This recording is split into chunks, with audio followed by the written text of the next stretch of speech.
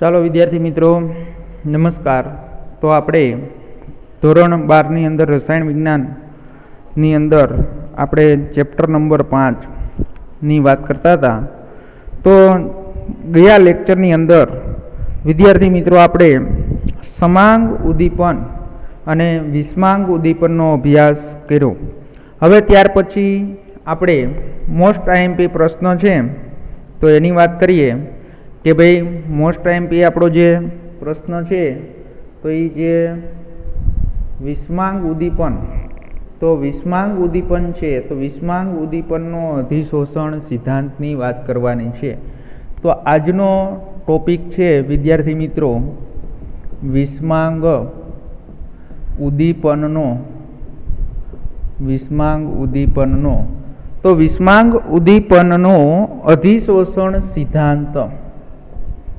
અધિશોષણ સિદ્ધાંત।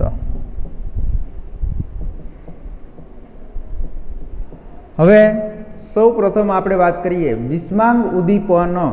તો આપણે સમજી ગયા કે ભાઈ પ્રક્રિયક, નિપજ અને ઉદ્દીપક ત્રણેય જુદી જુદી કલામાં અથવા જુદી જુદી અવસ્થામાં હોય તો એને શું કહેવાય? વિષમાંગ ઉદ્દીપન। તો વિષમાંગ ઉદ્દીપનની અંદર આપણે હવે આજે વિદ્યાર્થી મિત્રો એનો જે અધિશોષણનો જે સિદ્ધાંત છે, અધિશોષણ સિદ્ધાંત એ સમજવાનો છે। પણ એની અંદર બે સિદ્ધાંત છે। એક જૂનો સિદ્ધાંત એટલે કે સૌ પ્રથમ જે આપણે વાત કરતા હતા તો એને જૂનો સિદ્ધાંત તરીકે કીધો અને ત્યાર પછી નવો સિદ્ધાંત અથવા તો આધુનિક નિયમ તરીકે પણ ઓળખાય છે। તો હવે આપણે એની અંદર પહેલા જૂના સિદ્ધાંતની વાત કરી દઈએ। તો જૂના સિદ્ધાંતની અંદર કેવી રીતે છે, કેવી રીતે આપણે ઉદ્દીપન છે એ ઉદ્દીપનની અંદર અધિશોષણ થતું હતું તો તેની આજે આપણે અહીંયા વાત કરવાની છે। તો એની અંદર વાયુમય અવસ્થા અથવા દ્રાવણમાંના પ્રક્રિયકો કે ભાઈ વાયુમય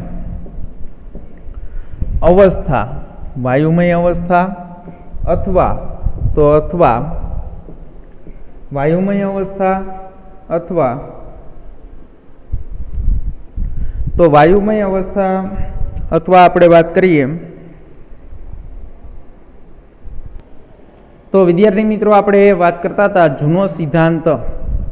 તો જે જૂનો સિદ્ધાંત છે તો એની અંદર આપણે વાયુમય અવસ્થા અથવા એની અંદર જો દ્રાવણમાં પ્રક્રિયક હોય તો દ્રાવણમાંના પ્રક્રિયકો જેના દ્રાવણમાંના પ્રક્રિયકો તો દ્રાવણમાંના પ્રક્રિયકો હોય અથવા વાયુમય અવસ્થામાં પ્રક્રિયકો હોય તો એ કોના ઉપર અધિશોષણ થશે? તો આપણે બધાને ખબર છે ઘન ઉદ્દીપક। તો ઘન ઉદ્દીપક ઉપર છે, ઘન ઉદ્દીપક પર શું થશે? તો કે ભાઈ ઘન ઉદ્દીપક ઉપર છે એ અધિશોષણ છે એ અધિશોષિત થાય છે। તો વાયુમય અવસ્થા અથવા દ્રાવણમાંના પ્રક્રિયકો છે તે ઘન ઉદ્દીપક છે, ઘન ઉદ્દીપક ઉપર શું થશે? તો ઘન ઉદ્દીપક ઉપર અધિશોષિત થશે। તો એ તો આપણે બધાને ખબર જ છે વિદ્યાર્થી મિત્રો। તો જ આપણે એને વિષમાંગ છે વિષમાંગ આપણે ઉદ્દીપન તરીકે ઓળખાય છે।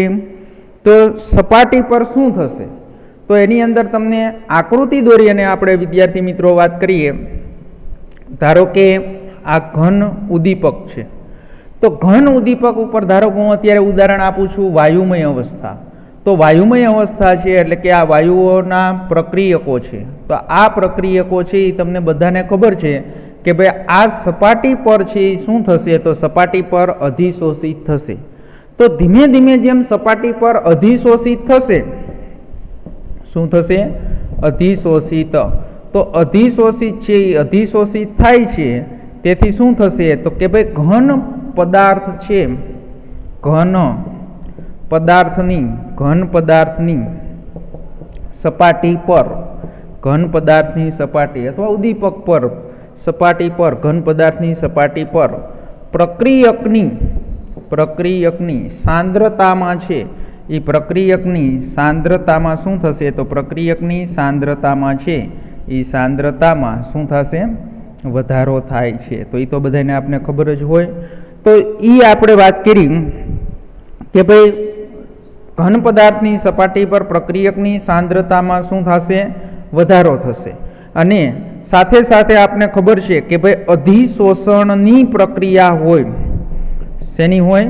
અધિશોષણની પ્રક્રિયા. તો અધિશોષણની પ્રક્રિયા હોય તો એ હંમેશા પ્રક્રિયા કેવી છે? ઉષ્મા શોષક કે ઉષ્માક્ષેપક? તો એ આપને બધાને ખબર છે, ઉષ્માક્ષેપક. એટલે પ્રક્રિયા દરમિયાન શું થશે? તો પ્રક્રિયા દરમિયાન છે એ ઉષ્મા છે એ ઉષ્મા શું થશે? છૂટી પડશે. તો જે ઉષ્મા હવે છૂટી પડે છે, જે ઉષ્મા શું થાય છે? છૂટી પડે છે. તો તે ઉષ્મા છે એ શું થશે? તો તે ઉષ્મા છે એ ક્યાં વપરાશે? તો વિદ્યાર્થી મિત્રો, તે ઉષ્મા છે એ પ્રક્રિયાના છે એ પ્રક્રિયાના વેગમાં શું કરશે? તો પ્રક્રિયાના વેગમાં છે એ વેગમાં શું કરશે? વધારો કરશે. તો વિદ્યાર્થી મિત્રો, આપણે આ જે સિદ્ધાંત મેં તમને સમજાવ્યો, તો આ કયો સિદ્ધાંત છે? તો આ જે છે એ જૂનો સિદ્ધાંત છે. કયો સિદ્ધાંત છે? જૂનો સિદ્ધાંત. તો એકદમ સરળમાં સરળ છે કે ભાઈ જૂનો સિદ્ધાંત આપને કેવી રીતે વિષમાંગ ઉદ્દીપનની અંદર અધિશોષણ છે એ અધિશોષણ સમજાવે છે. તો આ રીતે આપણે છે એ જૂનો સિદ્ધાંત આપને સમજાવે છે. એકદમ સરળમાં સરળ છે. પણ કે વિદ્યાર્થી મિત્રો, આપણે આમાં મધ્યવર્તી સંયોજન જે બને છે, તો એ મધ્યવર્તી સંયોજનની આ જૂના સિદ્ધાંતની અંદર કોઈ પણ પ્રકારની આપણે વાત કરેલી નથી. તેથી હવે જે આપણે સિદ્ધાંતનો અભ્યાસ કરવાનો છે તે સિદ્ધાંત છે આધુનિક સિદ્ધાંત. તો આધુનિક અધિશોષણ સિદ્ધાંતનો આપણે અભ્યાસ કરવાનો છે. તો આધુનિક અધિશોષણનો સિદ્ધાંત છે, તો એ આધુનિક અધિશોષણના સિદ્ધાંતની આપણે વાત કરીએ તો એની અંદર આધુનિક અધિશોષણનો સિદ્ધાંત, આધુનિક અધિશોષણનો સિદ્ધાંત. તો વિદ્યાર્થી મિત્રો, હવે આપણે સમજવાનો છે આધુનિક અધિશોષણનો સિદ્ધાંત. તો આધુનિક અધિશોષણનો જે સિદ્ધાંત છે, તો એ સિદ્ધાંત આપને શું સમજાવે છે? તો એની અંદર મધ્યવર્તી સંયોજનનું જે નિર્માણ થાય છે, શું સમજાવે છે? મધ્યવર્તી સંયોજન છે એ સંયોજનનું નિર્માણ કેવી રીતે થાય છે, અને જૂના અધિશોષણના સિદ્ધાંતનું આ શું છે? સંયોગીકરણ છે. એટલે કે આપણે ઉદ્દીપિત સક્રિયતા ઉદ્દીપકની સપાટી પર સ્થાનીકૃત થશે, અને આ જે ક્રિયાવિધિ છે, તો આધુનિક અધિશોષણની જે સિદ્ધાંત છે એ સિદ્ધાંતની આપણે ક્રિયાવિધિની વાત કરવી હોય તો એ ક્રિયાવિધિના કેટલા તબક્કાઓ છે? તો એ ક્રિયાવિધિના આપણે 5 તબક્કાઓ છે, એ 5 તબક્કાઓ સમજવાના છે. તો એની અંદર આપણે 5 તબક્કાઓ સમજી જઈએ. તો એની અંદર બધાને ખબર જ છે કે એની અંદર 3 જે તબક્કાઓ છે એ તો જૂના અધિશોષણ સિદ્ધાંત પ્રમાણે જ છે. પણ મધ્યવર્તી સંયોજનનું નિર્માણ કેવી રીતે થશે એ પણ આ સિદ્ધાંતની અંદર સમજાવેલું છે. તો વિદ્યાર્થી મિત્રો, 5 તબક્કામાંથી પહેલો તબક્કો છે કે ભાઈ પ્રક્રિયકોનું. તો પહેલો તબક્કો છે પ્રક્રિયકોનું ઉદ્દીપકની સપાટી તરફ પ્રસરણ. ઉદ્દીપકની સપાટી તરફ પ્રસરણ. તો એ તો બધાને ખબર જ હોય કે ભાઈ જે આપણો પ્રક્રિયકો છે, તો એ પ્રક્રિયકો કોના તરફ? તો પ્રક્રિયકો છે એ ઉદ્દીપકની સપાટી તરફ શું કરશે? પ્રસરણ છે એ પ્રસરણ પામશે. તો જ છે એ શું થાય કે ભાઈ અધિશોષણ છે એ અધિશોષણ થાય છે. હાલો, સમજણ પડી ગઈ પહેલો તબક્કો. બીજો તબક્કો છે કે ભાઈ ઉદ્દીપકની સપાટી પર પ્રક્રિયકના અણુઓનું છે, પ્રક્રિયક અણુઓનું શું થશે? અધિશોષણ. તો એ તો આપને ખબર જ હોય કે ભાઈ પ્રસરણ પામે, વાયુમય હોય અથવા દ્રાવણ હોય, તો એ ઘન ઉદ્દીપક તરફ છે એ શું થશે? પ્રસરણ છે એ પ્રસરણ પામશે. અને પ્રસરણ પામ્યા પછી શું થાય? તો કે ભાઈ પ્રક્રિયકોનું છે એ પ્રક્રિયકોનું શું થશે? તો કે ભાઈ પ્રક્રિયકોનું છે એ ઘન ઉદ્દીપક ઉપર શું થાય? અધિશોષણ. તો બીજો તબક્કો છે કે ઉદ્દીપકની સપાટી પર બીજો તબક્કો છે ઉદ્દીપકની સપાટી પર પ્રક્રિયકનું શું થશે? તો કે ભાઈ પ્રક્રિયકનું છે એ પ્રક્રિયકનું અધિશોષણ થશે. તો વિદ્યાર્થી મિત્રો, બીજા તબક્કાની અંદર આપણે વાત કરી કે ભાઈ ઉદ્દીપકની સપાટી પર પ્રક્રિયક છે પ્રક્રિયક અણુઓનું છે એ શું થશે? તો પ્રક્રિયક અણુઓનું અધિશોષણ થશે. હાલો, તો હવે અધિશોષણ થઈ ગયું, ત્યાર પછી શું થશે? તો એની અંદર તમને બધાને ખબર છે કે ભાઈ પ્રક્રિયકના અણુઓ છે એ ઉદ્દીપક સાથે જોડાય એટલે શું બનશે? મધ્યવર્તી સંયોજનોનું નિર્માણ થશે. તો એની અંદર આપણે ત્રીજો તબક્કો છે, તો ત્રીજા તબક્કાની વાત કરીએ. મધ્યવર્તી સંયોજન, મધ્યવર્તી સંયોજનના છે એ સંયોજનના નિર્માણ દ્વારા મધ્યવર્તી સંયોજનના નિર્માણ દ્વારા ઉદ્દીપકની સપાટી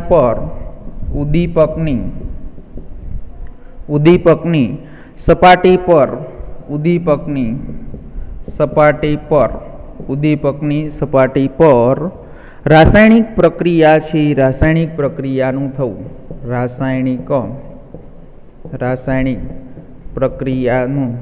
પ્રક્રિયા થવી. તો આપણે બધાને ખબર છે કે ભાઈ જો પ્રક્રિયક છે એ આપણો અધિશોષણ થશે તો એ અધિશોષણ થવાના કારણે પ્રક્રિયક અને ઉદ્દીપક છે એ ઉદ્દીપક વચ્ચે શું થશે કે ભાઈ રાસાયણિક પ્રક્રિયા છે એ રાસાયણિક પ્રક્રિયા થશે. તો એ રાસાયણિક પ્રક્રિયા થવાના કારણે છે કોનું નિર્માણ થશે? તો રાસાયણિક પ્રક્રિયા થવાના કારણે મધ્યવર્તી સંયોજન છે મધ્યવર્તી સંયોજનોનું શું થશે? નિર્માણ છે નિર્માણ થશે. તો વિદ્યાર્થી મિત્રો, ત્યાર પછી આપણે વાત કરીએ ચોથો તબક્કો. તો ચોથા તબક્કાની અંદર વાત કરીએ કે ભાઈ ઉદ્દીપકની સપાટી પરથી ઉદ્દીપકની સપાટી, તો ઉદ્દીપક છે ઉદ્દીપકની સપાટી પરથી ઉદ્દીપકની સપાટી પરથી પ્રક્રિયા નિપજનું અપશોષણ થવું. શું થશે? નિપજનું અપશોષણ. તો નિપજનું છે નિપજનું શું થશે? અપશોષણ.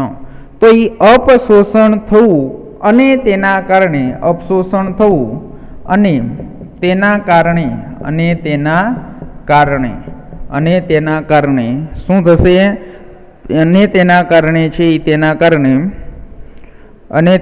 અપશોષણ થવું અને તેના કારણે ફરીથી સપાટી પ્રાપ્ય થવી અને તેના કારણે ફરીથી સપાટી તો ફરીથી સપાટી પ્રાપ્ય થવી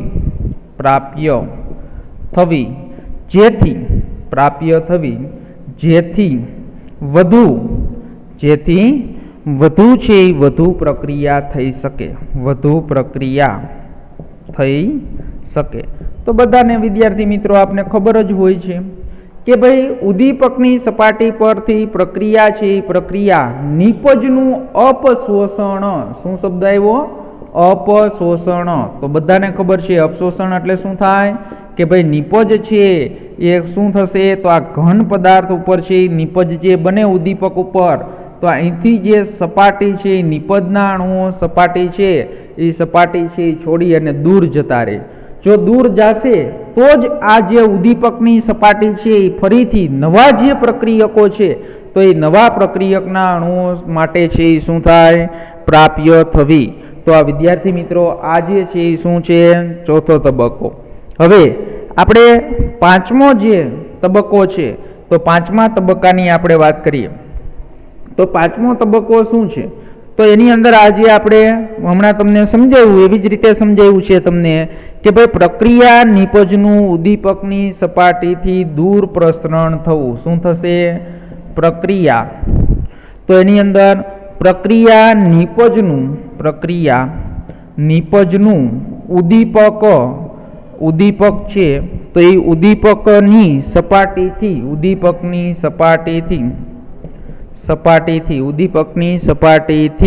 દૂર પ્રસરણ થવું.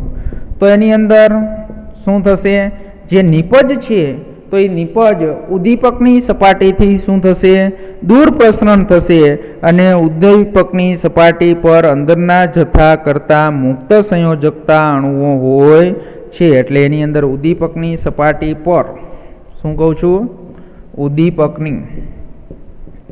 ઉદ્દીપકની સપાટી. તો ઉદ્દીપકની સપાટી પર અંદરના જથ્થા, ઉદ્દીપકની સપાટી પર અંદરના જથ્થા, અંદરના જથ્થા કરતા મુક્ત સંયોજકતા, શું કહું છું?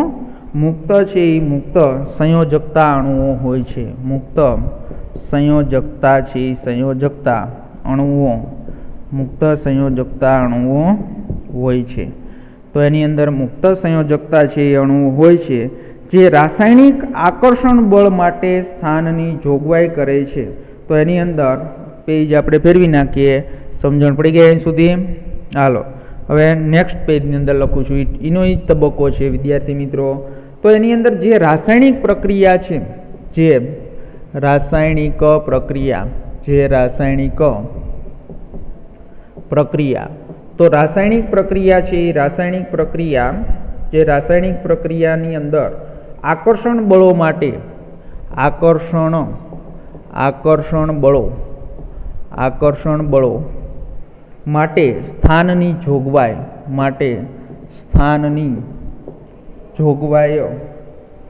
કરે છે, તો વિદ્યાર્થી મિત્રો એની અંદર જે નિપજના અણુઓ છે એ ઉદ્દીપકની સપાટીથી દૂર પ્રસરણ પામશે. એટલે ઉદ્દીપક છે એ ઉદ્દીપકની જે ઉપરની જે સપાટી છે એ સપાટી માટે નવા પ્રક્રિયકના અણુઓ છે એને શું કરશે? આકર્ષે છે. અને અહીંયા જગ્યા છે એ શું થાય? ખાલી. અને આવી સપાટીના સંપર્કમાં જ્યારે વાયુ આવે છે ત્યારે શું કરશે? તો ત્યારે નિર્બળ રાસાયણિક સંયોગીકરણના કારણે એક સાથે ત્યાં ગોઠવાશે. અને જો જુદા જુદા અણુઓ છે એ બાજુમાં અધિશોષિત થયેલા હોય તો તેઓ એકબીજા સાથે શું કરે છે? પ્રક્રિયા કરે છે. અને જેને પરિણામે નવા અણુઓનું શું થાય છે?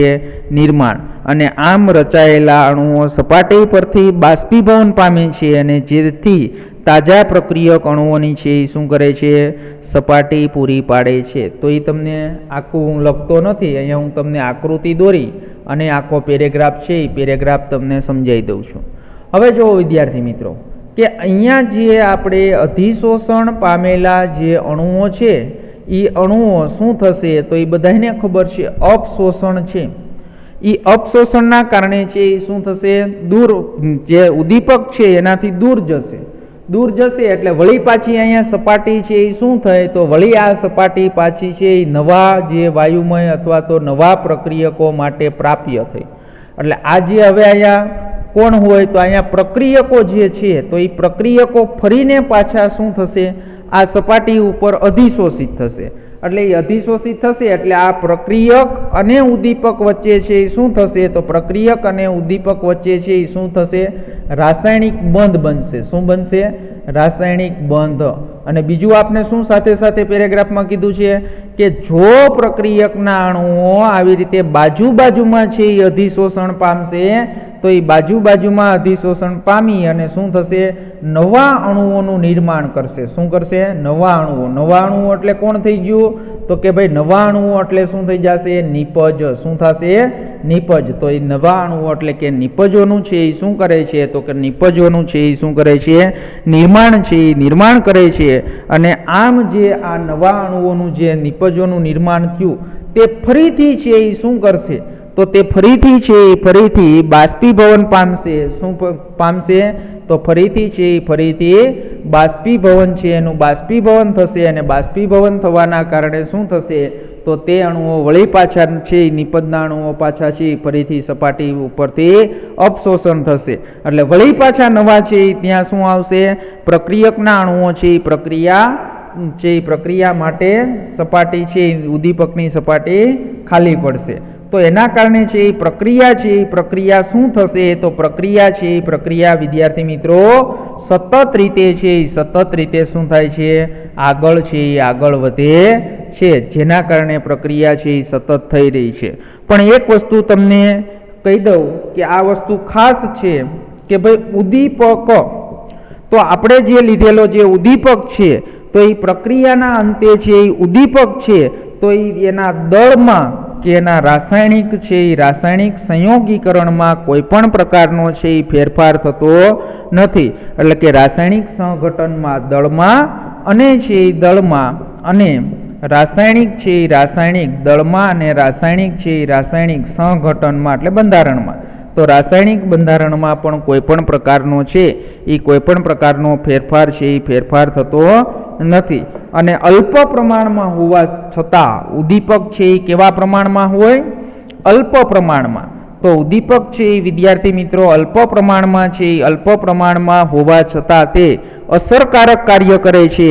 અને તેમ છતાં પણ આ સિદ્ધાંત ઉદ્દીપકીય પ્રવર્ધકો અને ઉદ્દીપકીય વિષના કાર્યને સમજાવી શકતો નથી. તો એ આપણે હમણાં વાત કરીએ ઉદ્દીપકીય પ્રવર્ધકો અને ઉદ્દીપકીય વિષ, તો એને પણ છે એ સમજાવી શકતો નથી.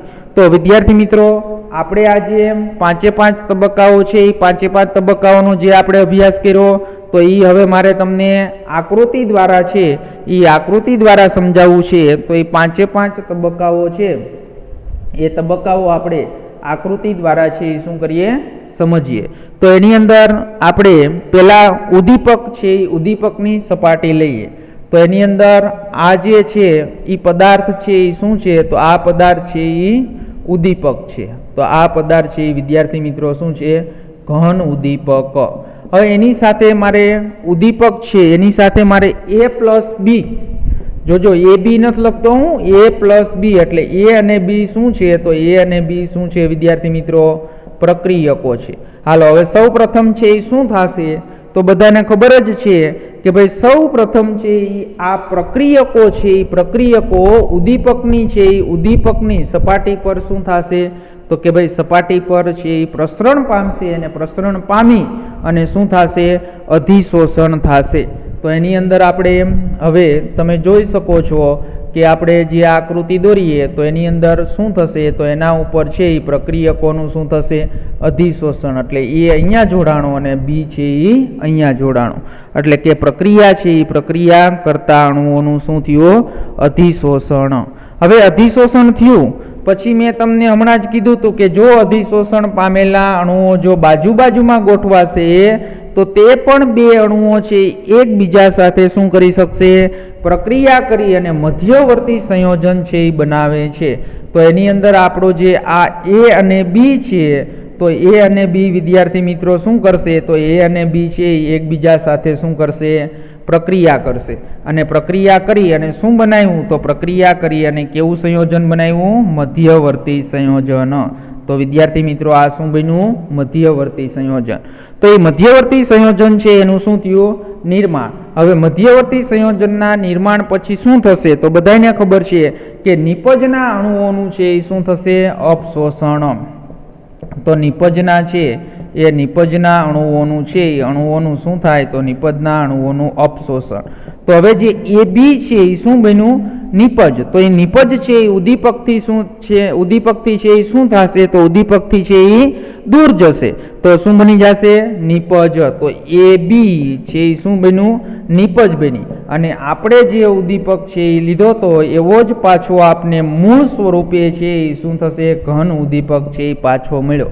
એટલે જો આપણે ઉદ્દીપક લીધો તો એવો જ પ્રક્રિયાના અંતે આવો પાછો મળ્યો. એટલે આપણે એમ કહી શકાય કે ભાઈ એના સહઘટનમાં ફેરફાર થતો નથી અને દળમાં પણ ફેરફાર થતો નથી. તો વિદ્યાર્થી મિત્રો આ મોસ્ટ આઈએમપી 3 માર્ક્સનો પ્રશ્ન છે. વિષમાંગ ઉદ્દીપનનો અધિશોષણનો નવો સિદ્ધાંત સમજાવો. તો આ પ્રશ્ન 3 માર્ક્સની અંદર મોસ્ટ આઈએમપી છે અને કમ્પ્લીટ આ પ્રશ્ન છે એ તૈયાર કરવાનો છે. હાલો ત્યાર પછી આપણે બે વાત કરવાની છે તો એ વાત કરી દઈએ. તો એની અંદર ત્યાર પછીની વાત આપણે કરવી છે ઘન ઉદ્દીપનની અગત્યની બે ખાસિયતો છે. તો ઘન ઉદ્દીપનની જે બે અગત્યની ખાસિયતો છે એ આપણે સમજીએ. તો એની અંદર ઘન ઉદ્દીપનની અગત્યની ખાસિયતો, ઘન ઉદ્દીપનની અગત્યની ખાસિયતો. તો ઘન ઉદ્દીપન છે એ ઘન ઉદ્દીપનની અગત્યની ખાસિયતો. હાલ તો એની અંદર ઘન ઉદ્દીપનની જે અગત્યની ખાસિયતો છે તો એની અંદર પહેલું છે સક્રિયતા. તો પહેલી કઈ છે વિદ્યાર્થી મિત્રો? સક્રિયતા. તો બધાને છે એ આપણે સમજવાનું છે સક્રિયતા કોને કહેવાય. તો એની અંદર આપણે બધાને ખબર છે કે ભાઈ ઉદ્દીપકની જે સક્રિયતા છે એ વિશેષ પ્રમાણમાં છે એ રાસાયણિક અધિશોષણની પ્રબળતા પર આધાર રાખે છે. એટલે ઉદ્દીપકની સક્રિયતા છે એ સક્રિયતા કોના ઉપર આધાર રાખે તો કે ભાઈ અધિશોષણની પ્રબળતા પર. કોના ઉપર આધાર રાખશે? અધિશોષણની પ્રબળતા પર. તો એ અધિશોષણની પ્રબળતા પર આધાર રાખશે અને પ્રક્રિયકો છે એ ઉદ્દીપક પર પ્રમાણમાં પ્રબળતાથી શું થવા જોઈએ? અધિશોષિત થવા જોઈએ. એટલે તેથી જે સક્રિય બને છે. અને વળી જુઓ, પ્રબળતા થઈ, તમને બધાને ખબર છે કે આ આપણો ઉદ્દીપક હોય, ઉદ્દીપક ઉપર આ વાયુઓના અણુઓનું છે એ શું થવું જોઈએ? અધિશોષણ. પણ અધિશોષણની છે એ પ્રબળતા, તો એ પ્રબળતા ઉપર આધાર રાખે છે. પણ પ્રબળતા એટલી બધી પણ વધારે ન હોવી જોઈએ. ખાસ જો પ્રબળતા છે એ પ્રબળતા એટલી બધી વધારે પણ ન હોવી જોઈએ. વધારે પણ ન હોવી જોઈએ કે બીજા પ્રક્રિયક ઉદ્દીપકની સપાટી પર અધિશોષિત થવા માટે જગ્યા પણ ન રહે. એટલે જો વિદ્યાર્થી મિત્રો, આ જે આપણો પ્રક્રિયક છે એ ઉદ્દીપક સાથે એટલો બધો જો વધારે પ્રબળતાથી જોડાઈ જાય તો વળી પાછું આનું અપશોષણ થાય નહીં. જો અપશોષણ ન થાય તો પ્રક્રિયા આગળ વધશે નહીં. કારણ કે પાછું શું થવું જોઈએ કે ભાઈ અપશોષણ થાય અને આનું રૂપાંતરણ નિપજમાં થાય અને વળી પાછી છે એ શું થશે કે ત્યાં સપાટી છે એ શું થવી જોઈએ? ખાલી પડવી જોઈએ. એટલે છે એનો મતલબ છે ગતિશીલમાં રહે નહીં. એટલે કે જો ગતિશીલમાં રહે તો જ છે એ પ્રક્રિયા આગળ વધી શકે. અને હવે બીજું એક વાત કરી દઈએ કે ભાઈ ઉદ્દીપક છે તો એ ઉદ્દીપકની અંદર આપણે હાઇડ્રોજિનેશન પ્રક્રિયાની વાત કરીએ. કઈ પ્રક્રિયાની વાત કરીએ? હાઇડ્રોજિનેશન. તો હાઇડ્રોજિનેશન પ્રક્રિયા, તો પહેલાં તો આપણે ખબર હોવી જોઈએ ને કે હાઇડ્રોજિનેશન કોને કહેવાય? તો કોની સાથે? કે કોઈ પણ પ્રક્રિયક હોય એની સાથે H2ની પ્રક્રિયા કરવામાં આવે તો એને શું કહેવાય? હાઇડ્રોજિનેશન. તો હાઇડ્રોજિનેશન પ્રક્રિયામાં ઉદ્દીપકની સક્રિયતા, તો ઉદ્દીપકની છે એ ઉદ્દીપકની સક્રિયતા, તો ઉદ્દીપકની જે સક્રિયતા છે તો એ ઉદ્દીપકની સક્રિયતાની આપણે વાત કરીએ તો એની અંદર કે ભાઈ ઉદ્દીપકની સક્રિયતા છે એ સમૂહ 5 થી તમે 11 બાજુ જાઓ. કઈ બાજુ? સમૂહ નંબર છે એ સમૂહ નંબર 5 થી લઈ અને કઈ બાજુ જાઓ? 11 બાજુ જાઓ. તો 5 થી જેમ તમે 11 બાજુ જશો તેમ તેમ તેની સક્રિયતા છે એ સક્રિયતા શું થાય છે? વધે છે. અને આ જે આવૃત કોષ્ટક છે તો એ આવૃત કોષ્ટકની અંદર મહત્તમ સક્રિયતા કોની છે? તો મહત્તમ સક્રિયતા છે એ સમૂહ નંબર છે એ આપણે વાત કરીએ તો મહત્તમ સક્રિયતા છે એ આવૃત કોષ્ટકના સમૂહ નંબર છે એ 7 અને 9 દર્શાવે છે. કોણ દર્શાવે છે? 7 અને 9. તો એ 7 થી 9 છે તત્વો જે છે તો એ તત્વો શું કરે છે? વધારે સક્રિયતા, મહત્તમ સક્રિયતા છે એ દર્શાવે છે. તો વિદ્યાર્થી મિત્રો, એનું એક ઉદાહરણ પણ આપ્યું છે આપણે હાઇડ્રોજિનેશનનું. તો ઓક્સિજન સાથે છે એ શું કરીએ? તો O2 સાથે, O2 વાયુ સાથે H2 વાયુ, એટલે હાઇડ્રોજિનેશન જ થયું ને. ઓક્સિજન સાથે કોની પ્રક્રિયા કરી? H2ની. તો એની અંદર આપણે શું લીધું? પ્લેટિનિયમ ઉદ્દીપક. તો પ્લેટિનિયમ ઉદ્દીપક સાથે પ્રક્રિયા કરતા આપણે શું મળશે? H2OG. રિએક્શન સંતુલિત કરીએ તો 2 રિએક્શન થઈ ગયો સંતુલિત. તો વિદ્યાર્થી મિત્રો, આ પણ છે એ ઉદાહરણ કોનું છે? હાઇડ્રોજિનેશનનું. તો આ આપને ખબર હોવી જોઈએ. તો આ જે છે એ ઘન ઉદ્દીપનની છે એ શું છે? સક્રિયતા. તો સક્રિયતા છે એ તમને ખબર હોવી જોઈએ. હવે આપણે બીજો એનો એક અગત્યનો ગુણધર્મ છે તો એ આપણે અગત્યનો ગુણધર્મ જોઈ લઈએ. તો બીજો અગત્યનો ગુણધર્મ છે વર્ણાત્મકતા. તો વિદ્યાર્થી મિત્રો, વર્ણાત્મકતા છે એ શબ્દ આપને છે એ સમજાય એવો નથી, પણ જો એનો ઇંગ્લિશ શબ્દ તમે લેશો સિલેક્ટિવિટી. શું છે? સિલેક્ટિવિટી. તો સિલેક્ટિવિટીની વાત કરશો તો તરત જ મગજમાં આવી જશે કે ભાઈ સિલેક્શન કરવાનું છે આપણે. શું કરવાનું છે? સિલેક્શન. તો સિલેક્શન કેવી રીતે? તો પહેલા તો ઘન ઉદ્દીપકની વર્ણાત્મકતા કોને કહેવાય? તો વર્ણાત્મકતાની આપણે વાત કરવી હોય તો એકદમ સરળ અને સાદું કે ભાઈ જુઓ, તમે કોઈ પણ રાસાયણિક પ્રક્રિયાની અંદર સમાન પ્રક્રિયકો હોય. શું હોય? સમાન પ્રક્રિયકો. તો પ્રક્રિયકો કેવા છે? તો કે ભાઈ પ્રક્રિયકો સમાન છે. તો પ્રક્રિયકો છે એ સમાન પ્રક્રિયકો હોય, પણ એમાં જો ઉદ્દીપક છે તો એ ઉદ્દીપક કેવા લ્યો તમે? જુદા જુદા. તો નિપજ પણ તમને છે એ કેવી મળે? જુદી જુદી. તો એને શું કહેવાય? તો એને શું કહેવાશે? તો નિપજ છે એ નિપજ પણ તમને કેવી મળશે? જુદી જુદી મળશે. એટલે આપણે એને શું કહેશું? વર્ણાત્મકતા, અથવા તો એને આપણે શું કહીશું? સિલેક્ટિવિટી. તો એની અંદર આપણે એક ઉદાહરણ આપીએ તો સમાન છે એ સમાન પ્રક્રિયા પરિસ્થિતિમાં અનેક નિપજો શક્ય હોય ત્યારે તેની ચોક્કસ નિપજ ઉત્પન્ન કરવાની દિશામાં લઈ જવાની ક્ષમતા, એટલે એ કોની વ્યાખ્યા થઈ? વર્ણાત્મકતાની વ્યાખ્યા થઈ. હજી એક વખત બોલું છું, વર્ણાત્મકતા એટલે શું? કે જ્યારે સમાન પ્રક્રિયા પરિસ્થિતિમાં અનેક નિપજ શક્ય હોય ત્યારે તેની ચોક્કસ નિપજ ઉત્પન્ન કરવાની દિશામાં લઈ જવાની ક્ષમતાને શું કહેવાય? વર્ણાત્મકતા કહેવાય. તો એની અંદર આપણે એક ઉદાહરણ લઈએ તો ઉદાહરણની અંદર પ્રક્રિયકો કાર્બન મોનોક્સાઇડ અને કોણ છે? કાર્બન મોનોક્સાઇડ અને એની પ્રક્રિયા કોની સાથે કરવાની છે? ડાયહાઇડ્રોજન H2 સાથે કરવાની છે. પણ જો તમે એની અંદર જુદા જુદા ઉદ્દીપકો વાપરશો તો નિપજ પણ તમને શું મળશે? જુદી જુદી. તો વિદ્યાર્થી મિત્રો, નીટ અને JEE છે આમાંથી વારંવાર છે MCQ પૂછાય છે, તો આપને ખબર હોવી જોઈએ. તો એની અંદર આપણે કાર્બન મોનોક્સાઇડ સાથે કોની પ્રક્રિયા કરવી છે? ડાયહાઇડ્રોજન વાયુની. તો કાર્બન મોનોક્સાઇડ સાથે ડાયહાઇડ્રોજન વાયુની પ્રક્રિયા કરવી છે. તો એની અંદર પહેલાં હું નિકલ ઉદ્દીપક છે એ ઉદ્દીપકની હાજરીમાં પ્રક્રિયા કરું તો ત્યારે મને શું મળે છે? તો ત્યારે મને મળશે CH4. તો CH4 એટલે શું થાય? મિથેન. અને પ્લસ શું મળશે આપને? H2O. તો એની અંદર વિદ્યાર્થી મિત્રો રિએક્શન સંતુલિત કરી લઈએ તો એની અંદર હાઇડ્રોજન 4 ને 2 6 એટલે 3. મિથેન એટલે શું કહેવાય? આલ્કેન. શું મેળવ્યું આપને? નિપજ કઈ મળી? આલ્કેન. કાર્બન છે મોનોક્સાઇડ સાથે ડાયહાઇડ્રોજનની પ્રક્રિયા નિકલ ઉદ્દીપકની હાજરીમાં કરતા નિપજ આપને શું આપે છે? તો કે નિપજ આપને આપે છે આલ્કેન. એવી જ રીતે વિદ્યાર્થી મિત્રો પ્રક્રિયકો સરખા, એટલે વળી પાછી કાર્બન મોનોક્સાઇડ સાથે જ હું કોની પ્રક્રિયા કરું છું? ડાયહાઇડ્રોજન. પણ જો ઉદ્દીપક છે એ શું લઉં છું? બીજો. તો ઉદ્દીપક આપણે લઈએ કોપર, પણ કોની હાજરીમાં? ઝીંક ઓક્સાઇડ, અથવા તમે એની શું લઈ શકો? ક્રોમિયમ ડાયોક્સાઇડ, ક્રોમિયમ ઓક્સાઇડ એટલે Cr2O3. તો Cr2O3 ની હાજરીમાં જો પ્રક્રિયા કરો ત્યારે તમને આલ્કેન નહીં પણ શું મળે છે? CH3OH. એટલે શું નિપજ આપી તમને? આલ્કોહોલ. શું નિપજ આપી? આલ્કોહોલ. સમજણ પડી ગઈ વિદ્યાર્થી મિત્રો? તો આને કહેવાય વર્ણાત્મકતા, સિલેક્ટિવિટી.